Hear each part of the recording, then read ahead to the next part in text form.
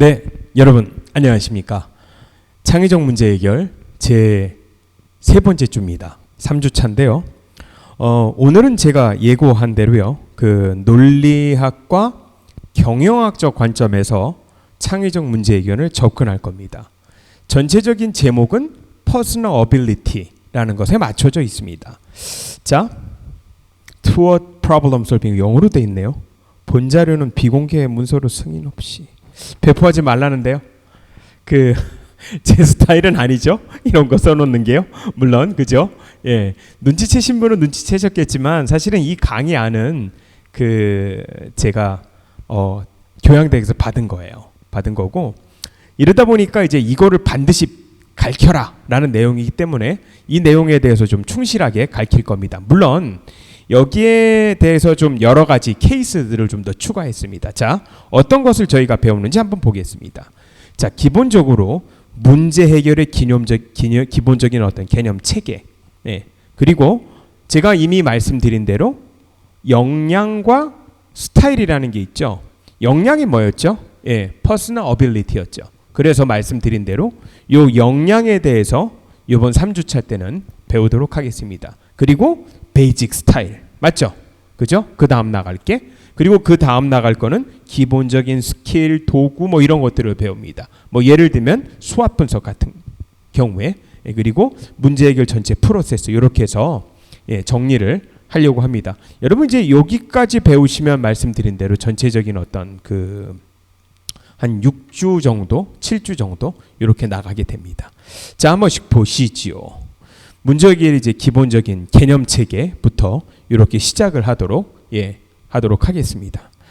자, 먼저 이제 들어가기 앞서서요. 되게 중요한 얘기로 좀 시작을 하려고 합니다.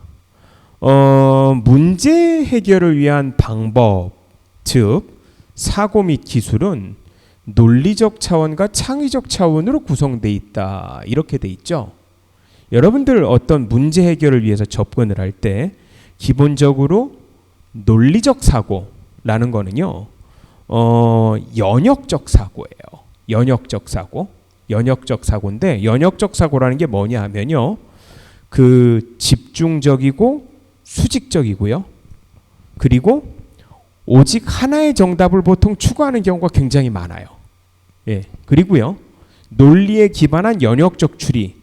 이 연역의 반대가 귀납입니다. 여러분 연역과 귀납의 차이는 사실은 중학교 때도 나오는데요. 물론 다 잊어먹었겠죠. 고등학교 때 나오는데 이제 귀납 얘기를 해볼게요. 반대로 귀납은 뭐냐 하면요. 경험으로부터 어떤 결론을 이끌어내는 거예요. 경험으로부터 결론을 이끌어내는 게 귀납이에요. 연역은 반대로 논리적이에요. 다시 말하면 결론부터 어떤 특정한 사실을 찾아내는 게 연역입니다. 순서가 바뀌었죠. 그죠? 반대예요. 그래서 보면 당연히 연역을 하려면 대전제를 깔아야 되죠. 그렇기 때문에 기본적으로 논리적 사고를 기반으로 합니다. 그리고 당연히 이러다 보니까 집중적이고 말씀드린 대로 결론을 내놓고 내려가기 때문에 수직적 사고입니다. 그죠? 오직 하나의 정답이 있죠. 왜? 기본적인 전제를 깔았기 때문에 맞다, 틀리다, right or wrong이 존재해요. 논리에 기반한 연역적 추리라는 게 논리적 사고고요. 각 단계를 순서에 따라 완성하겠죠? 맞죠? 왜냐하면 결론부터 이렇게 내려가는 거니까. 뭐 기본적인 어떤 스킬이 뭐가 되냐면 분석이 되겠습니다. 그죠? 분석이에요. 분석. 뭐 뒤에 가서 배우겠는데 뭐 대표적인 어떤 툴이 이제 로직 추리 같은 거예요. 로직 추리.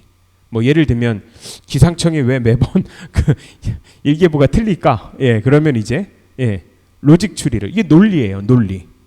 자, 우리 언뜻 생각하면은요. 우리 창의적 문제 해결이라는 제목이기 때문에 이 집중적 뭐 별로 안 좋은 것 같은데 수직적 이런 건 틀린 거고 이 창의적 사고가 맞지 않나라는 건데요. 결론은 사실은 논리적 사고, 창의적 사고, 귀납적 사고 두 개 다 필요하다는 거죠. 여기 써놨듯이 논리와 창의의 결합이라는 게 굉장히 중요합니다. 자, 이러면 여기 창의적 사고를 볼게요. 여러분 창의적 사고는요. 말씀드린 대로 어떤 결론을 미리 내지 않았어요. 결론을 내지 않고 나의 경험이나 어떤 발견으로부터 결론을 이루어가는 거예요. 그죠? 아까 이거랑은 반대죠. 이렇기 때문에 당연히 발산적 사고입니다. 맞죠? 발산적 사고고요. 아까 이거랑은 달라요. 그리고 이게 수직적으로 논리적이라면 이거는 수평적이야. 왜냐면 너의 경험, 나의 경험, 다른 사람의 경험 이렇게 해서 결론이 이거네? 어떤 라는 결론을 이끌어낸다는 거죠. 그러다 보니까 당연히 수평적이에요. 여러분 뉘앙스 자체가 여러분들이 보시기에 왼쪽보다 오른쪽이 훨씬 더 좋아 보이죠. 동시에 다양한 선택을 고려할 수 있다는 거죠. 왜냐하면 정답이 하나 있는 게 아니야. 아까도 말씀드린 대로 A 경험, B 경험, C 경험, D 경험 다 맞는 경험들이잖아. 여기서 공통적인 거를 추론해 봤더니 이런 논리적 경험이 있더라 라는 게 말씀드린 대로 다양한 선택을 고려할 수 있다는 거죠. 이렇기 때문에 아까 말씀드렸듯이 귀납적 사고라는 게 원래 그래요. 경험, 직관으로부터의 귀납입니다. 경험, 직관으로부터. 그러니까 개개인의 경험 중요하고요. 그리고 여기로부터 나오는 직관이라는 것도 아주 중요한 요소라는 거죠. 일종의 영어로 인투이션이죠. 그죠? experience랑 인투이션이. 예. 그리고 일정한 패턴이 없어요. 일정한 패턴이 없고 다각적인 사고입니다. 여러분 언뜻 들으면 이게 더 중요해 보이죠. 그죠? 예. 자, 다시 결론은 논리와 창의적 사고의 결합이 필요해요. 한쪽으로 치우쳐서는 안 돼요. 그 얘기는 뒤에 계속해서 말씀드릴 겁니다. 말씀드린 대로 일정한 패턴을 따라서 다각적 사고 중요하고요. 그 스킬은 어떤 스킬이냐면 이게 synthesis라고 하는 건데 이제 통합이죠. 통합. 말씀드리자면 여러 가지 경험으로부터 통합을 해서 결론을 얻으기 때문에 통합이고요. 그 툴을 보면은요. 뒤에 말씀드리겠지만 이제 브레인스토밍이죠. 브레인스토밍이 뭐예요? 뒤에 설명하겠지만. 예. 이 정도 단어들은 아마 고등학교 때 한 번쯤은 들어보셨을 것 같아요. 전공이 뭐든 간에. 예를 들면 어떤 문제를 해결하고자 여러 사람들이 모여. 그래가지고 일종의 아이디어를 짜내는 거죠. 그죠? 여러 사람들의 아이디어를. 어떤 형식 없이. 그래서 이런 경우는 중요한 거는 이제 뭐 상대편한테 쪽을 준다거나 뭐 이렇게 논리를 막으면 안 돼요. 예. 그래가지고 말씀드린 대로 다양한 의견을 취합. 이게 귀납이잖아요. 왜냐하면 다양한 의견, 다양한 경험들을 추려서 그죠? 통합을 해서 일종의 결론을 내는 이게 귀납입니다. 여러분 귀납과 연역 차이는 알겠죠, 그죠? 다시 말씀드리자면 연역은 결론으로부터 어떤 작은 결론, 다시 말하면 하나의 명제를 깔아요, 대전제를. 그래서 이게 맞냐 틀리냐라는 걸 보는 거고요. 이 창의적 사고, 다시 말하면 귀납이라는 거는 여러 사람의 경험을 토대로 해서 종합을 해서 결론에 이르는 이게 귀납적 사고입니다. 테크닉으로는 뭐라고요? 브레인스토밍 이런 게 있다는 거고. 비주얼라이제이션도 있어요. 일종의 이제 브레인스토밍을 그림화한 게 비주얼라이제이션이겠죠. 그죠? 예. 논리적 사고는 로직 추리고요. 좀 달라요. 말씀드린 대로. 달라요. 자, 결론은요. 둘 다 중요하다예요. 둘 다 중요하다. 둘 다 중요하다. 두 개가 균형이 돼야 됩니다. 어느 게 한쪽으로 옳은 건 아닙니다. 자, 먼저 제가 하나씩 좀 예를 들어보는데요. 여러분 이쪽을 좀 비판해 볼게요. 왜냐하면 자꾸 창의라고 하니까 개개인의 경험이 중요하다라고 생각을 하시는데 맞아요. 개개인의 경험 중요하고 익스피리언스 중요하고 널리지 중요하고 하는데요. 이 창의적 사고만으로는 사실은 어떤 컨클루전에 이른다는 거는 조금 위험할 수 있어요. 그 제목을 제가 뭐라고 달았냐면요. 귀납적 지식의 가장 우려스러운 측면이라는 게 과거 경험으로부터 미래를 예측한다고 그랬죠. 아니 원래 귀납적 사고라는 게 여러 경험으로부터 결론을 도출하는 거잖아요. 근데 말씀드린 대로 이런 과거로부터 미래를 예측하는 게 오히려 위험할 수 있다는 거죠. 그 책 중에요. 2007년도 나온 책 중에 아주 유명한 책이 있어요, 여러분. 그 어떤 책이냐면 블랙 스완이라는 책이에요. 혹시 영화를 예, 사실은 블랙 스완이라는 헐리우드 영화가 있는데 이 책과는 전혀 상관이 없습니다. 전혀 상관이 없어요. 예, 전혀 상관이 없고요. 사실 이건 조금 어려운 책이에요. 2007년도에 나왔는데요. 한국말로도 번역이 되어 있습니다. The Black Swan 이렇게 한국말로. 저자가 나심 니콜라스 탈레브죠. 이 책은요, 그 당시 책이 나왔을 때 2007년도에 그 베스트셀러였어요. 왜냐하면 내용은 이래요. 일단 제목부터 좀 설명을 해야 되겠는데요. 검정색 백조죠. 근데 검정색 백조가 있나요? 예, 있답니다. 검정색 백조가 있대요. 근데 왜 희귀한 건가 봐. 그죠? 맞아요. 이 책의 서문은 이렇게 시작합니다. 검정색 백조가 대부분 없다고 생각해요. 이유는요? 한 번도 못 봐서. 본 경험이 없죠. 그러다가 어느 날 세계 어디 가서 검정색 백조를 딱 본 순간 검정색 백조가 있었네 이렇게 그때 느낀다는 거죠. 자, 무슨 말씀이냐면요. 검정색 백조가 있냐 없냐라는 질문에 없다고 해요. 왜? 난 본 적이 없으니까. 그러니까 개인의 경험을 바탕으로 해서 추론을 하죠. 이게 뭐예요? 귀납적 사고죠. 이게 되게 위험하다는 겁니다. 여러분 이 책은요. 2007년도에 나온 책인데 2008년도 금융위기가 있었어요. 아마 10년이 넘은 사건이라 여러분들은 잘 기억하시지는 못하겠죠? 아마 그리고 여러분들은 대부분 이제 초등학교나 중학교였기 때문에 더더욱 기억을 못하겠고요. 근데 2008년도에 글로벌 금융위기라는 게 있었어요. 미국에서 시작해서 전 세계적인 어떤 글로벌 금융위기였고 수백만의 사람들이 직장을 잃었고 경기가 굉장히 어려웠어요. 그리고 코로나가 왔죠. 사실은. 예. 물론 두 개 다 어느 게 더 심각하냐라고 하면 사실 둘 다 심각해요. 예. 코로나도 물론 현재 굉장히 심각하죠.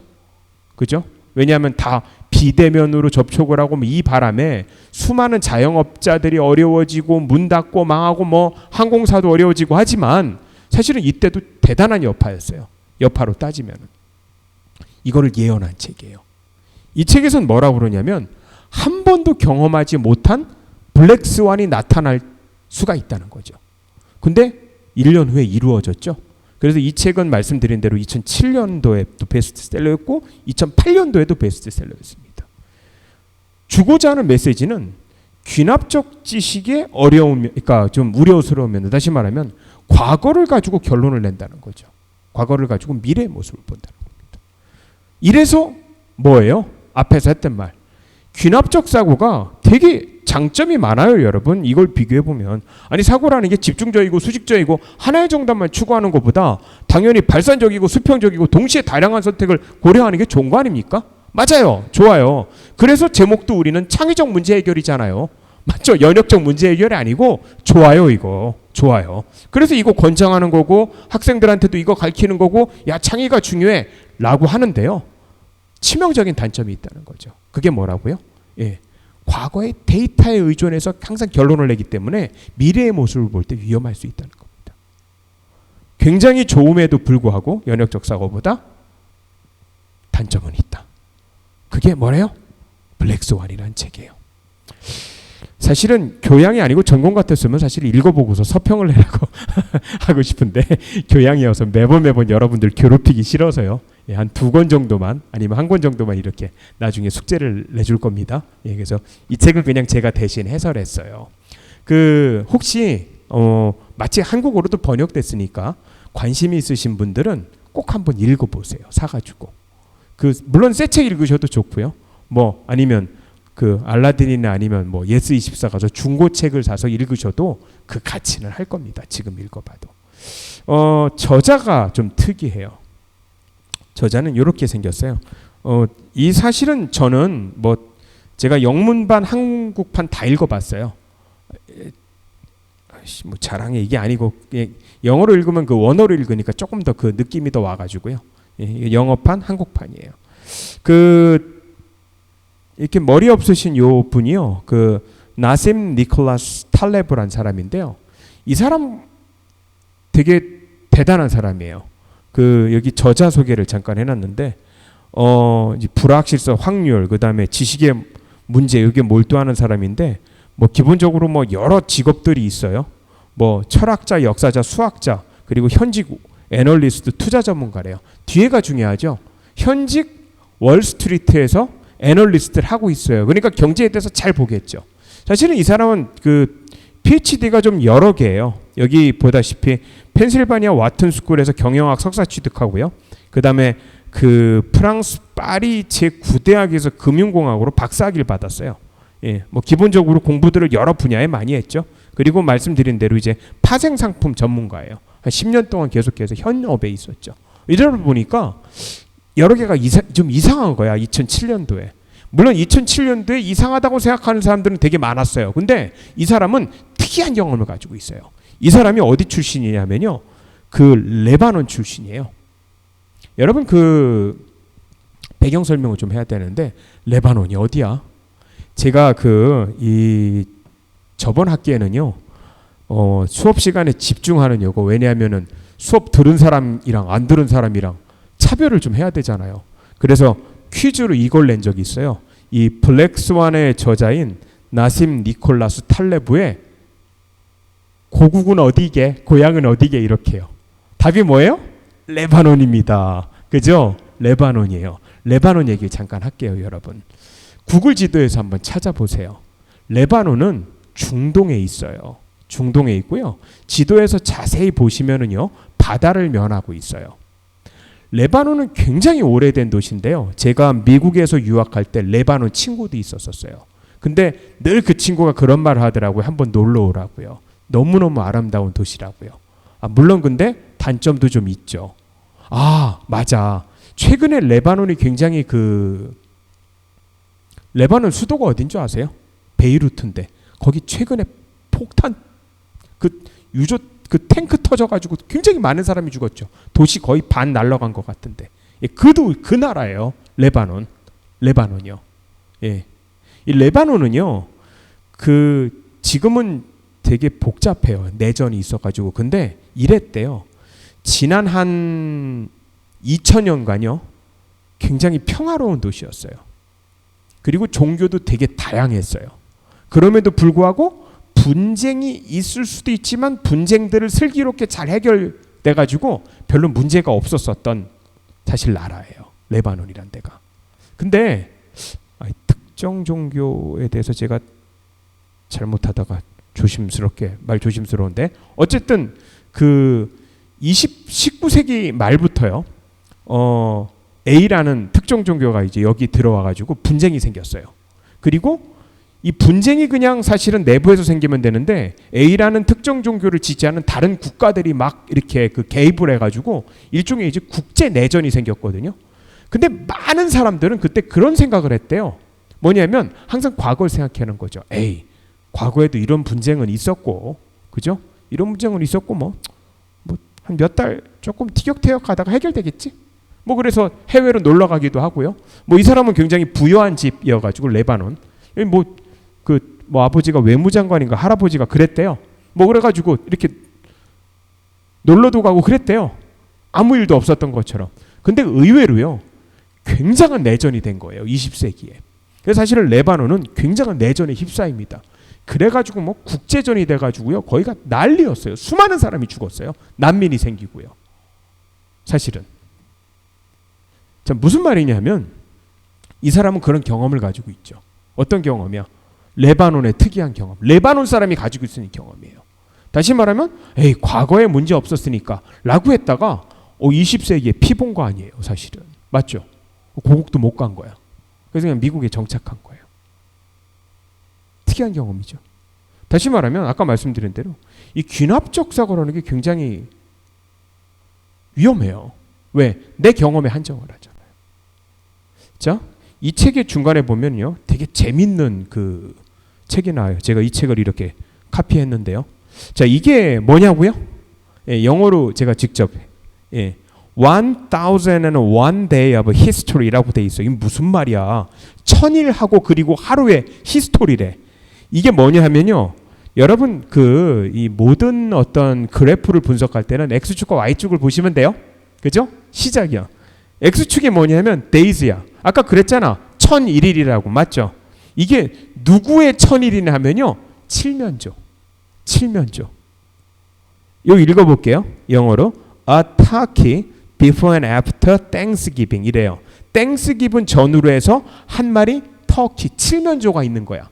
여러분 미국 애들은 땡스기빙 때 추수감사절 때 칠면조를 구워 먹죠, 그죠? 잡아 먹어요. 그러면 칠면조를 한 1000일 동안에 기르는 거야, 그죠?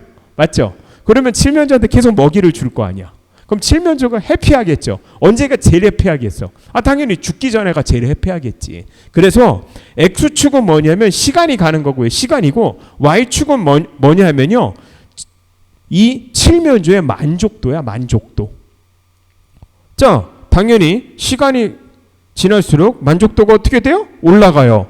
그리고 주인은 점점 땡스기빙이 가까울수록 추수감자리 가까울수록 점점 맛있는 걸 줘요. 그러니까 점점 만족도가 올라오죠. 여러분 이게 마치 칠면조한테 물어보세요. 자, 앞으로 위기가 생길까?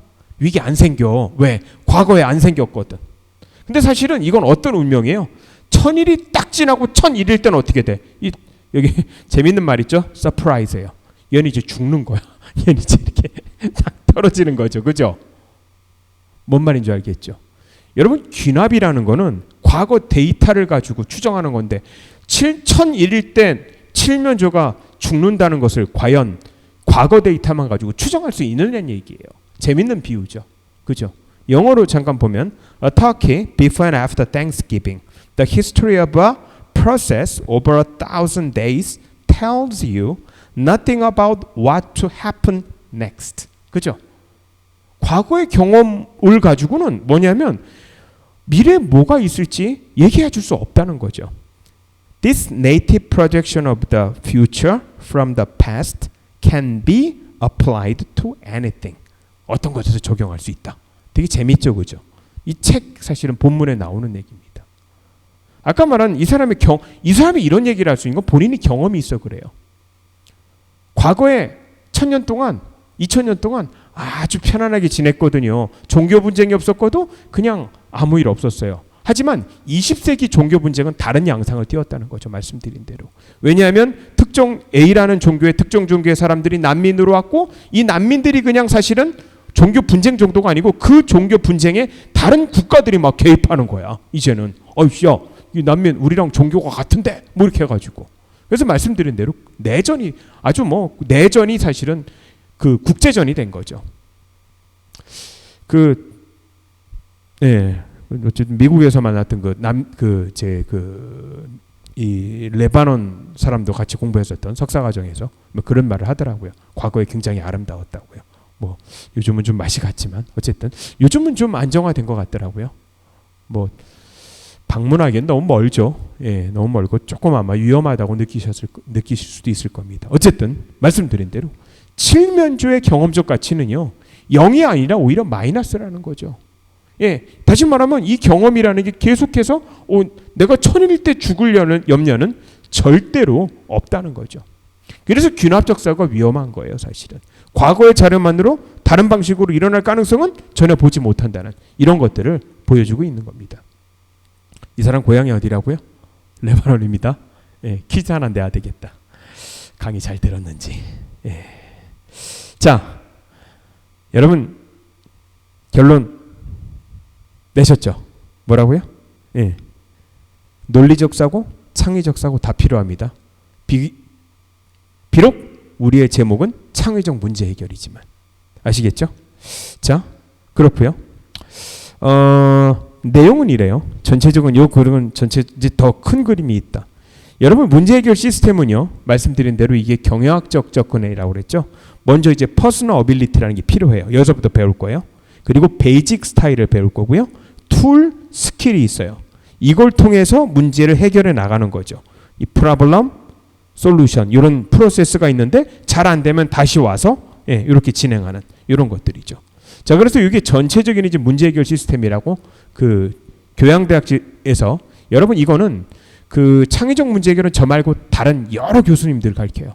내용은 똑같아요. 전반부는 말씀드린 대로 요 프로세스 가르칠 겁니다. 요 프로세스.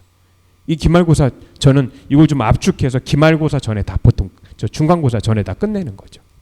자, 그래서 이제 퍼스널 어빌리티라는 거는 문제 해결에 대한 이제 개인적인 자세 및 능력, 이게 퍼스널 어빌리티죠.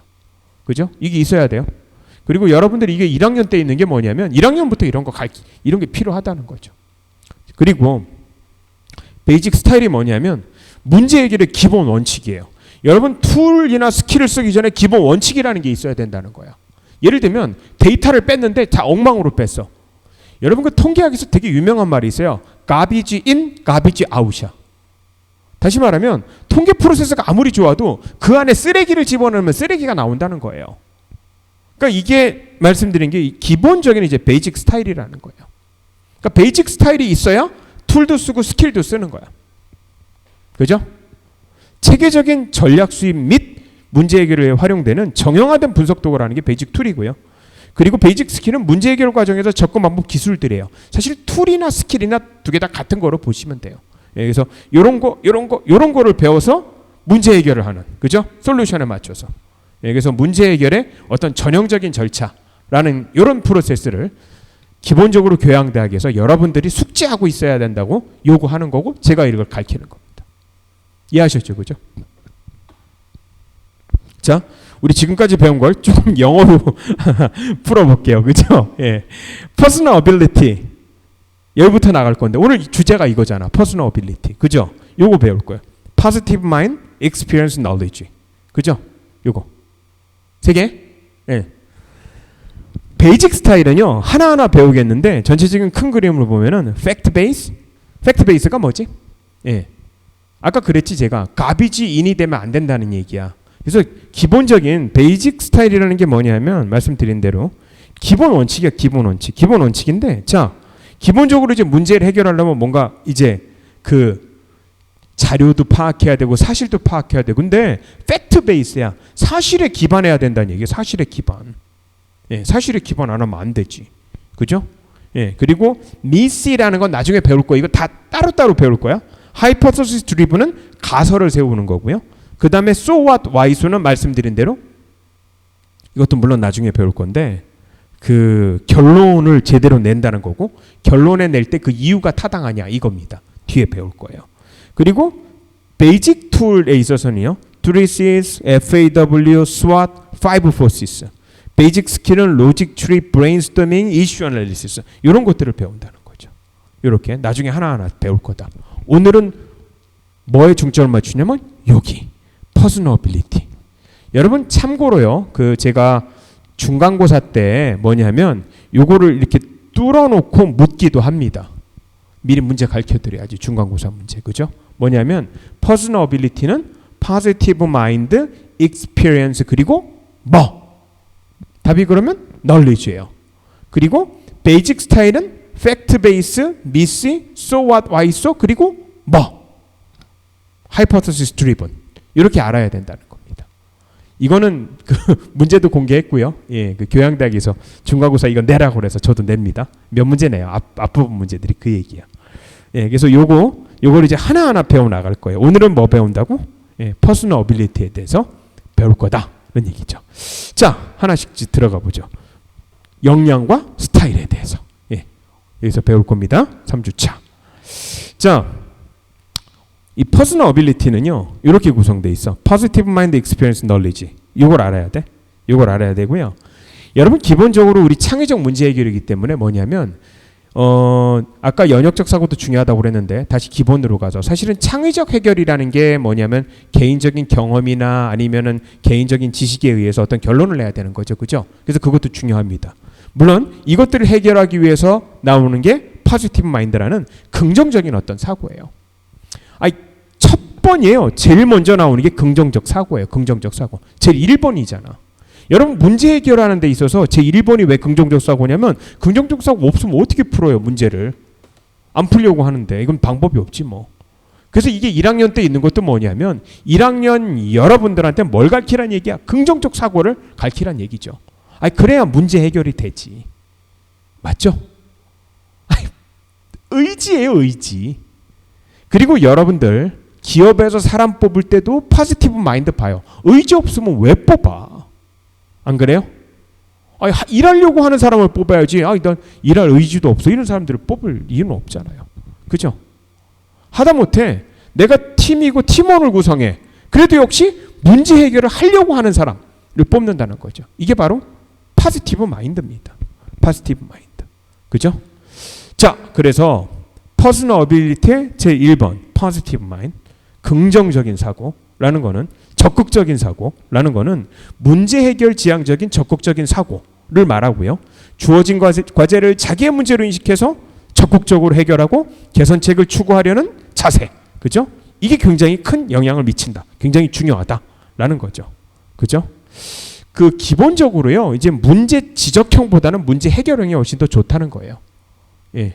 뭐 이런 사람들은 되게 비판적이겠죠. 말씀드린 대로 뭐 지금까지의 자기나 경험이나 습관 속에서만 삶을 생각하는 것보다는 다시 말하면 아무리 사실은 그 익스피리언스랑 논리지가 중요하다고 하더라도 개인적인 어떤 지식이나 개인적인 말씀드린 대로 그 경험 이런 게 중요하다 하더라도요. 사실 아까 그랬잖아요. 문제 해결하려면 연역적 사고랑 같이 결합이 돼야 된다고요. 뭐 그렇게 한다는 얘기는 기존의 틀을 벗어나는 제로 베이스 사고. 뭐 이거보단 좋은 거고요. 그 결론 없이 창황하게 상황이나 사실을 설명하는 것보다는 어떤 가설을 세워가지고 문제를 해결하는.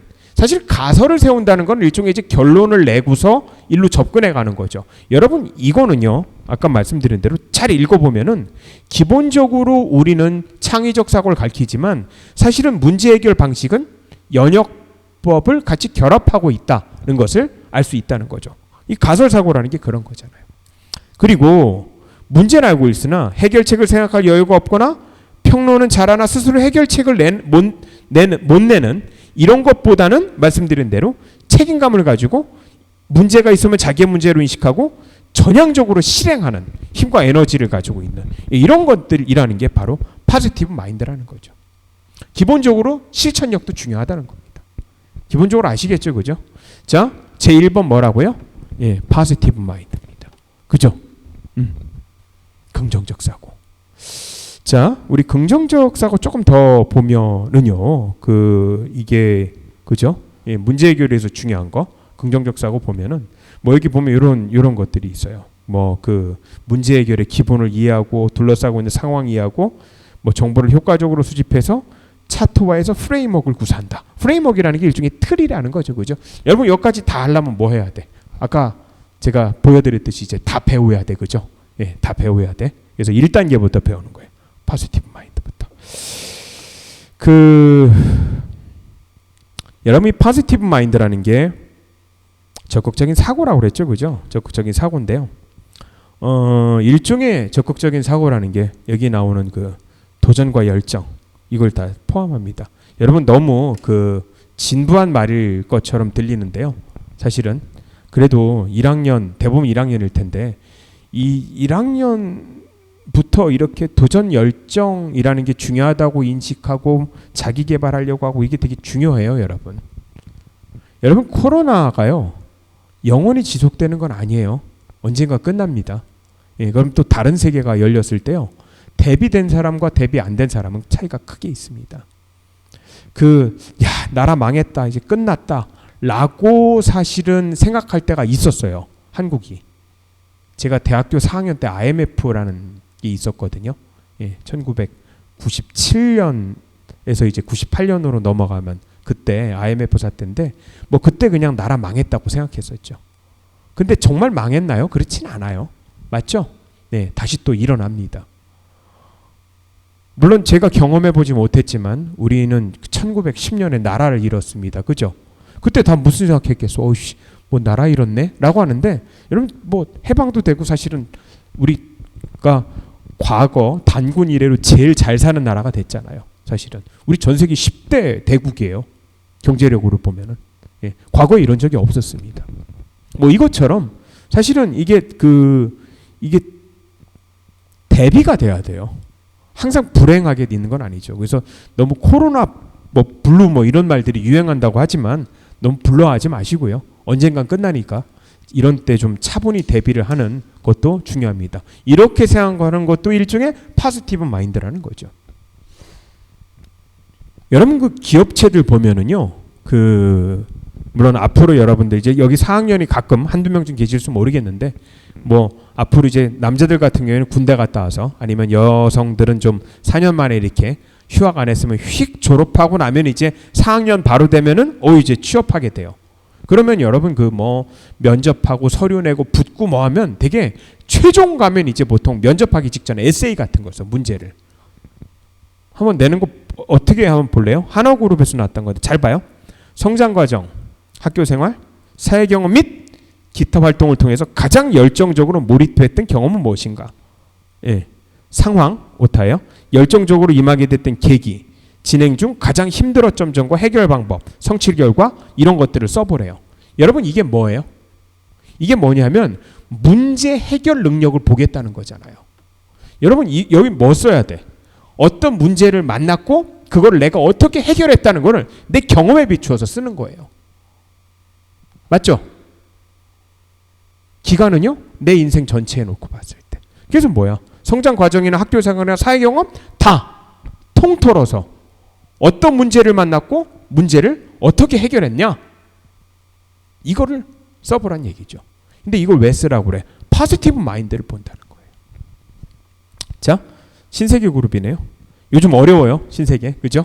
예. 어쨌든 지금까지 성장 과정에서 가장 열정적으로 임한 활동과 그렇게 생각하는 이유는 똑같은 맥락이죠. 그죠? 여러분 여기서 그냥 열정적이라는 게 뭐 내가 취미에 꽂혀서 이렇게 쓰면 안 된다는 거 아시죠? 그죠? 예. 말씀드린 대로 똑같은 맥락이야. 어떤 문제가 있고 문제를 어떻게 해결했냐라는 거죠. 물론 거기에 뭐가 들어가야 돼? 창의가 들어가면 되겠죠. 그죠? 이런 사람들을 원하는 거야. 이게 포지티브 마인드라는 거예요. 그 요즘 아주 유명하게 된 구글 이제 전 회장이죠. 슈미트 회장은 이런 말을 했죠. 최고의 인재는 아침부터 저녁까지 한 가지 일에 강박적으로 몰입하는 사람이라고요. 여러분 이 말 거부감 있으세요? 근데 사실은 이런 사람들이 성공하고 이런 사람들이 사실은 기업이 원하고 이런 사람들이 포지티브 마인드예요. 그래서 여러분들 뭐 대학생활 길지만 뭐 짧기도 하지만요. 그리고 이런 것들이 여러 가지를 좀 시도해 보세요. 그리고 이 분야는 내가 정말 열정을 가지고 배워야 되겠다라는 거는 몰입하는 자세도 필요한 것 같습니다. 그 책 중에요. 그 한국에서 나온 책 중에 굉장히 유명한 책인데 그 축적의 시간이라는 게 있어요. 거기 이런 말도 나와요. 시행착오가 생기는 것만큼 힘이 강해진다라는 거고요. 다시 말하면 이 시행착오라는 게 뭐예요? 일종의 문제 해결하다가 잘 안 된 거잖아요. 근데 이런 것들이 계속 누적이 되면은 오히려 인생에 도움이 된다는 거죠. 이것도 일종의 포지티브 마인드라는 겁니다. 그래서 다시 전체적으로 정리하면 퍼스널 어빌리티의 제1번으로 나오는 게 뭐라고요? 포지티브 마인드다라는 것을 알아두셔야 됩니다. 자, 그래서 보면은요, 이 창의력이라는 게요, 일종의 말씀드린 대로 이제 문제 해결 능력이다. 그렇죠?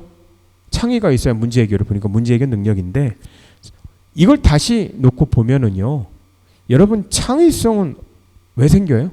예, 문제가 있으니까 생기는 거예요. 다시 일로 와 볼게요. 아까 시행착오라고 그랬죠? 이 축적의 시간이라는 아주 유명한 책에서요. 뭐냐면 우리나라 사실을 각 산업별로 어떻게 성공하고 앞으로 뭐가 필요하냐는 거를 정리해 놓은 책이에요. 뭐 여러분들이 아마 읽어도 조금 어려울 수 있는데 1학년 읽기에는 어쨌든 좀 여러분들 전체적인 맥락에 좀 임플리케이션이 있을 거예요. 시행착오라는 말 자체가 뭐예요? 어떤 문제를 해결했을 때 이건 내가 잘못했다. 이런 것들을 잘 누적을 해야 된다는 거죠. 누적을. 자, 그래서 결국은 문제가 없으면 창의력도 없어요. 맞죠? 문제가 있기 때문에 창의력을 생기는 거 아니에요? 이 과정에서. 그래서 문제를 해결하기 위해서 해결 방법을 궁리하는 과정에서 말씀드린 대로 창의력이 발휘된다는 거죠. 여기 제가 굵은 글씨로 쓴 거는 여기 나오는 이 축적의 시간에 나오는 사실은 유명한 말들이에요. 보면은요, 여러분 천재는 잊어라. 이게 이 책의 기본적인 맥락이에요. 다시 말하면 창의적 문제 해결이라니까 우리는 뭘 생각해요? 뭐 창의라는 거는 천재들만 하는 거 아니야? 라고 하는데 전혀 그렇지 않다는 거죠. 여러분. 천재는 잊으라는 거예요. 창의적인 아이디어? 이 별로 도움이 안 돼요. 오히려 아이디어라는 거. 이 아이디어가 실천되고요. 아이디어를 냈는데 뭔가 난관에 붙여서 잘 안 됐어. 또 이렇게 바꿔봤는데 또 안 됐어. 이렇게 바꿔봤는데 또 안 됐어. 다시 말하면 이 실천을 하고 실천에 관한 축적된 결과물이 훨씬 더 중요한 거야. 다시 말하면 이 시행착오의 누적이라는 게 계속 중요한 거예요. 그래서 이 축적의 시간이라는 거 보면은 수많은 시행착오를 거쳐서 이룬 게 현재 산업이고 그런 기업들이 굉장히 대단한 기업이 된다는 겁니다. 그래서 실수를 용납해야 된다는 거죠. 결국은 창의적인 아이디어보다는 실천과 축적된 결과물이 훨씬 더 중요한 건데, 여러분 이 책에서 보면 한 가지 공통적인 게 있어요. 뭐냐면 여러분 그 어떤 창의적인 아이디어를 가지고 실천을 하고 어떤 결과물을 축적하죠. 근데 사실은 나 혼자 해결할 수도 있지만 혼자 해결하는 것보다는 어떤 팀 개념에서 팀으로 해결하는 게 훨씬 더 효율적인 경우가 굉장히 많아요. 자, 제가 네트워킹이라고 써놨는데 이게 무슨 말이냐면요. 내가 잘 몰라도 돼요.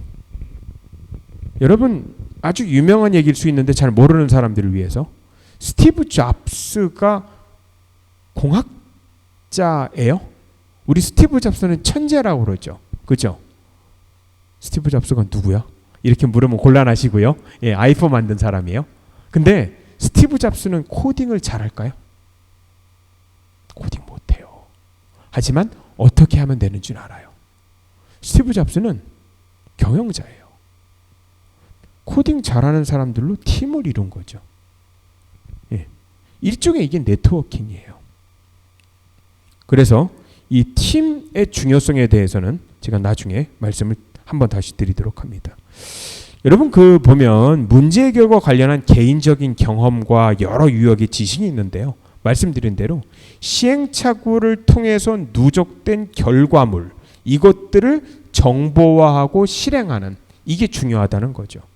여러분 사실은 뭐냐면 시간이 지날수록 수집량은 계속 늘어나요. 하지만 이 활용량은 여기서 꺾이죠. 이게 뭐냐면 말씀드린 대로 이런 것들을 모으는 과정에서 시행착오를 거쳐가지고 누적된 결과물을 잡는 거, 이게 굉장히 훨씬 더 중요하다는 거죠. 다시 말하면 수많은 지식과 경험이 있지만 사실은 활용되는 건 여기서 끝나죠. 뭐냐면 이 시간이 단축된다는 거예요. 아이디어를 내기, 다시 말하면 아이디어를 내고 그리고 실천을 해요. 그러면 이게 잘못됐어. 이러면 이게 다시 결과가 누적이 돼야 돼요.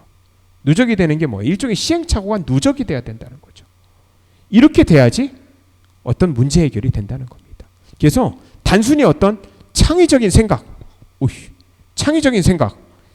이것만으로는 문제 해결이 안 된다는 거예요. 그래서 여기 제목이 뭐예요? 천재니저라는 거죠. 반짝이는 아이디어를 냈어. 그냥 끝이에요. 이 아이디어를 냈으면 실행을 해야죠. 그리고 그 실행이 잘 될까? 잘 안 될 수 있어요. 여러분들 사실은 성공한 사람들 보면은 뭐만 나오냐면 이 얘기만 나와. 어떤 아이디어를 냈다 이렇게. 사실은 그 사람이 그 아이디어를 내고 그거를 실천하고 잘못돼가지고 수많은 누적된 축적물의 결과물이 있다는 건 잘 생각을 안 하는 경향이 있다는 거죠, 사실은. 근데 알고 보면은 말씀드린 대로 이 실천과 창의적인 아이디어보다는 실천과 축적된 결과물이 훨씬 더 중요하다는 겁니다. 그래서 말씀드린 대로 이 데이터를 정보화하는 연습이 필요합니다. 여러분 앞으로 여러분들이 이제 대학교 1학년이 대부분이고요. 대학 생활을 하면서 그리고 살면서 수많은 시행착오를 하고 수많은 실수들을 할 겁니다. 이걸 또 하면 안 돼요. 이것들을 말씀드린 대로 누적하고 사례를 만들고 일종의 좀 어려운 말이지만 데이터를 정보화하는, 이런 게 중요해요. 쉽게 말하면 시행착오를 통해서 누적된 결과물, 이거를 쌓아나가는 게 굉장히 중요하다는 얘기죠. 여러분들 이 다 사실은 같은 맥락이에요. 포지티브 마인드랑 경험과 지식이라는 게 같은 맥락이라는 거죠. 여러분 이 경험이라는 거는 아까 말씀드린 굉장히 한정적이에요. 그죠? 한정적이고요. 그리고 knowledge라는 건 물론 말씀드렸지만 그냥 머릿속에서 있는 지식은, 창의는 그냥 번뜩이는 아이디어로 끝이에요. 이것들을 실천을 해야지 된다는 거죠. 그래서 1학년들은 이 퍼스널 어빌리티를 높이기 위해서 일단은 긍정적인 마인드를 가지고, 그리고 되도록 많은 경험을 하고요. 그리고 여러 가지 지식을 쌓아야 됩니다. 책을 통해서. 그리고 그것들을 시행하고, 그리고 시행했을 때 잘못됐으면 그거에 대한 데이터를 누적을 해야 된다는 거죠. 이게 문제 해결을 위한 첫 번째 단계인 바로 개인적인 역량이라는 퍼스널 어빌리티라는 거죠. 몇 가지 좀 예를 들어보려고 합니다.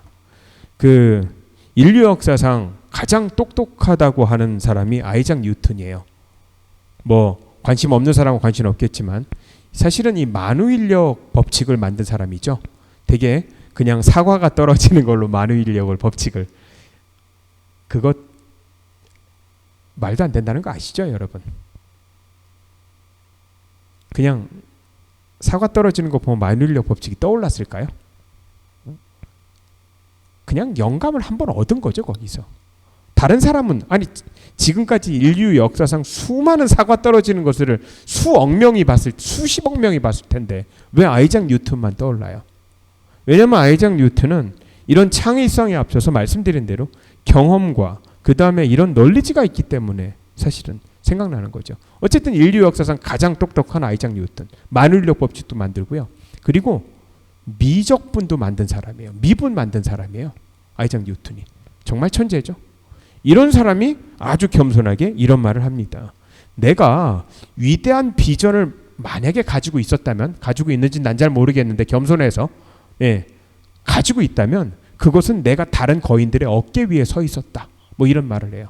다시 말하면 그 이전에 수많은 내 경험들은 나의 지식인데 이런 지식들은 과거에 있을 것들을 누적을 했다는 거죠. 사실은 알고 보면 뉴턴의 이론들은 갑자기 하늘에서 떨어진 이론이 아니고 뭐 뉴턴으로 말하면 선배 과학자들이죠. 코페르니쿠스나 뭐 이런 사람들의 사실은 누적된 경험, 다시 말하면 try and error, 다시 말하면 여러 시행착오를 거쳐서 난 것에 누적을 해서 사실은 현재를 이뤘다는 거죠. 이래서 지식과 경험이라는 게 굉장히 중요하다는 겁니다. 우리는 사실은 위대한 사람들의 아이디어를 시행착오를 거쳐서 물론 알면 좋은데 시행착오를 안 거치고도 알 수 있어요. 바로 뭘 통해서요? 독서를 통해서요. 그래서 독서를 통해서 사실은 널리지를 습득하고 시행착오를 통해서 이걸 가지고 실천해서 시행착오를 통해서 경험을 누적을 통해서 문제로 이렇게 해결하는, 그리고 우리는 이거를 실행하기 위한 어떤 적극적인 자세, 이게 포지티브 마인드죠. 이런 것들을 통해서 문제를 해결할 수 있다는 거죠. 자, 예를 들어 한 번 더 들을게요. 뉴턴 가니까 너무 멀어, 그죠? 현재 아주 가까운 사람의 예를, 우리랑 동시대를 살고 있는 누구죠? 일론 머스크예요. 누군지 다 아시죠? 그죠? 아시죠? 최근에 주가가 엄청나게 뛰어가지고요. 그 세계 6위 부자가 됐어요. 세계 6위 부자가 됐습니다.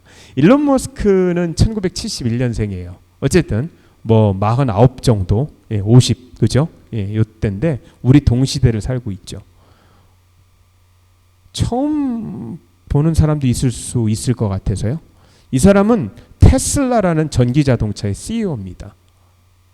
그리고요, 스페이스X의 CEO예요. 스페이스X는요, 현재까지 특이한 기술을 만들었죠. 되게 로켓을 쏘아 올리면 이제 그 3단 로켓 분리하고 2단 로켓 분리하고 1단 로켓 분리하고, 사실은 로켓가 제 예를 들면 팔뚝만 하다면 실제로 이제 우주 공간에 갈 때는 이 주먹만 가는 거예요. 왜냐하면 이 분리기가 다 떨어지고 이제 주먹만 간다는 거죠. 되게 이게 로켓 방식인데 이 스페이스X는 이 제 팔뚝만한 로켓가 갔다가 다시 그대로 착륙하는 이것들을 보여준 이 회사가 스페이스X고요. 그리고 화성으로 보낸다면서요. 이런 거, 이게 스페이스X입니다. 원래는 이 사람은 돈을 번 게요, 이 전자 결제를 하는 페이팔이라고 하는 걸 만들었어요. 이걸 만들어서 사실은 갑부의 반열에 오르죠. 이 사람은 원래 남아공 출신이에요. 물론 백인이긴 하지만 원래 남아공에 백인들이 살잖아요. 그 엄마가 캐나다 사람인데 어쨌든 남아공이 별로 싫었나 봐요. 그래서 이주를 합니다. 캐나다로. 그래서 캐나다에서 지금 미국으로 대학을 가요. 뭐 이러면서 미국 시민이 됐죠. 어쨌든 그때 미국에 와가지고 이제 페이팔이라는 결제 시스템을 만들었는데, 여러분 제가 아까 그랬죠. 언뜻 보면 이 사람이 와 창의적인 아이디어를 봐가지고 뭐, 근데 다시 말씀드리지만 창의적인 아이디어만 가지고 만들었을까요? 아까 그랬잖아요. 제가 창의적인 아이디어는 잊으라고요. 창의적인 아이디어가요, 실천하고 축적된 결과물이 있었을 때 사실은 성공할 수 있는 겁니다. 여러분 최근에요, 이 사람이 만든 자동차 중에요, 그 신문기사를 하나 제가 쓸었는데요. 언제 신문기사냐면 지금으로부터 2년 전입니다. 사실은 지금으로부터 2년 전에 이 기사를 보고요, 그리고 현재 앨런 머스크를 보면서 2년 전으로 다시 돌아갔으면은요, 이때 사실은 전 재산을 그 테슬라 자동차의 주식에 몰빵했었을 거예요. 왜냐하면 2년 전보다도 현재 주가가 한 10배 이상 올랐어요. 사실은 10배가 뭐야? 훨씬 더 올랐을 것 같은데요. 2년 전에 되게 어려웠거든요. 이 당시에 이제 테슬라가 망한다 뭐 이런 말도 있었어요. 왜냐하면 여러 가지 상황이 별로 안 좋았어요. 이 앨런 머스크가 2018년도 11월에 그 인터뷰한 내용이에요. 이 당시에 이제 모델 3이라는 거를 막 만들고 있을 때인데요. 이 모델 3 때문에 주 100시간 근무했대요. 본인뿐만 아니고 스태프들도 다. 아, 우리나라 같으면 교도소 가나? 우리 주 52시간 때문에. 예. 여러분 주 100시간이면 얼마나 한번 나눠 보세요. 주 100시간을 일요일은 쉴까요? 일요일을 빼고 사실은 나눠 볼까요? 100을 3으로 나누면 얼마인지 계산 오세요? 거의 잠자는 시간 빼고 모두 일했다는 거죠. 잠도 조금 자면서. 죽어라고요. 아, 이쯤 돼야지 만들어요. 테슬라 3. 다시 말하면 번뜩이는 창의적 아이디어만으로는 성공할 수 없다는 겁니다. 이것을 말씀드린 대로 실천하고요. 그리고 테슬라 3까지 가면서 얼마나 많은 시행착오를 했어요. 사실 자율주행 자동차 만든다고 했다가 또 중간에 사람도 죽고 그랬어요. 트럭이랑 하얀 트럭이랑 부대기도 하고. 그래서 사실은 2018년도에 주가가 거의 최악이었어요. 그래서 뭐 테슬라 망할지도 몰라 막 이런 말들 나오고 그랬었어요. 근데 말씀드린 대로 주가가 뭐 몇십 배 뛰었을 거요. 그래서 요즘은 잘 나가요.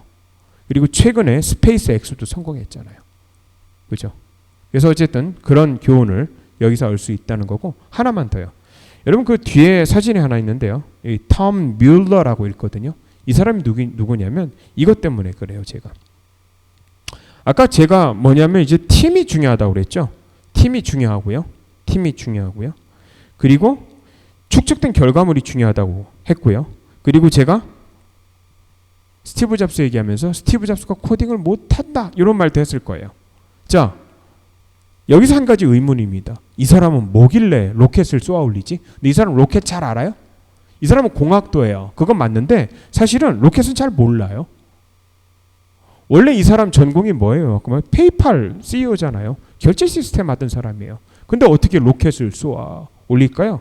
왜냐하면 이런 사람들을 영입해서 그렇죠. 이게 바로 말씀드린 대로 이게 바로 네트워크예요. 이게 바로 팀이에요.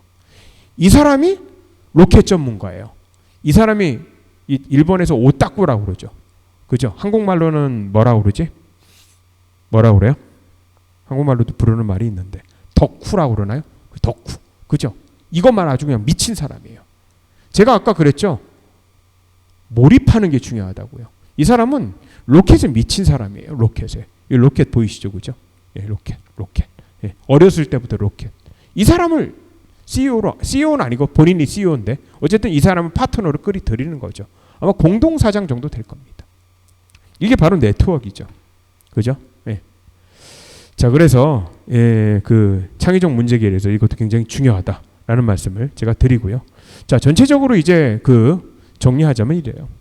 창의적인 아이디어, 창의적 문제 해결, 창의적인 아이디어 중요합니다. 근데 기본적인 창의는 문제 해결 과정에서 나와요. 그래서 창의적 아이디어도 중요하지만 이것보다는 이를 실천하고요. 실천을 통해서 축적된 결과물을 쌓는 게 훨씬 더 중요하다. 그리고요.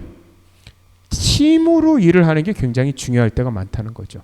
다시 말하면 아까 일론 머스크가 모델 3 혼자 만들었을까요? 아니에요. 그랬잖아. 직원들 전체가 다 만드는 거예요. 같이 100시간씩 근무하면서 주 100시간씩. 그죠? 그냥 먹고 자고 어디서. 이 팀이에요. 팀으로 이렇게 일할 때. 그리고 내가 잘 몰라도 돼. 물론 기본은 알아야죠. 그죠? 방향은. 그리고 전문가들을 이렇게 영입해서 같이 팀으로 네트워킹을 하면은 문제 해결이 쉽다는 거죠. 그리고 독서를 통한 지식, 경험. 여러분 세 가지였잖아요. Positive mind, knowledge, experience. 그래서 지식은 기본적으로 독서를 통해 쌓습니다. 물론 독서를 통해 쌓은 지식은 실천할 수 있어야 돼요. 그래서 독서를 통해서 지식의 습득, 그리고 실천하는 과정에서 시행착오, 실패를 통한 경험의 누적, 이게 중요하다는 거죠. 이를 수행하는 과정에서의 적극적인 마인드, 이 세 가지가 기본적인 개인의 역량이라는 겁니다. 개인의 역량이에요. 그래서 개인의 역량을 구성하는 세 가지, positive mind, experience, knowledge, 그죠? 예, 여기에 대해서 했습니다. 그래서 우리는 문제 해결 과정에서 우리 첫 단계 퍼스널 어빌리티라는 게 뭘로 구성이 돼 있고 여러 가지 예들을 가지고 그 공부했고요. 뭐 여러 가지 얘기를 했는데요. 꼭 여기서 나오는 것들을 교훈으로 삼고요. 뭐 1학년 아니면 2학년 앞으로 대학생활 하면서 보다 더 적극적으로 이렇게 대학생활을 임했으면 좋겠습니다. 코로나 때문에 너무 분루하지 마시고요. 예, 언젠가는 끝납니다. 예, 끝났을 때 세상, 예, 이것들을 대비하면서 차분히 좀 준비하는 어떤 이런 그 시간이 됐으면 합니다. 얘기하다 보니까 어쨌든 길게 됐어요. 예, 어쨌든 장시간 굉장히 고생하셨고요. 장시간 고생하셨고 장시간 고생하셨고, 예, 3주차 강의는 이걸로 마치는 걸로, 예, 하도록 하겠습니다. 여기에 대해서 잘 듣길 바라고요. 퀴즈 한두 문제 정도 제가 올려드리도록 이렇게 하겠습니다. 예, 수고하셨습니다. 감사합니다.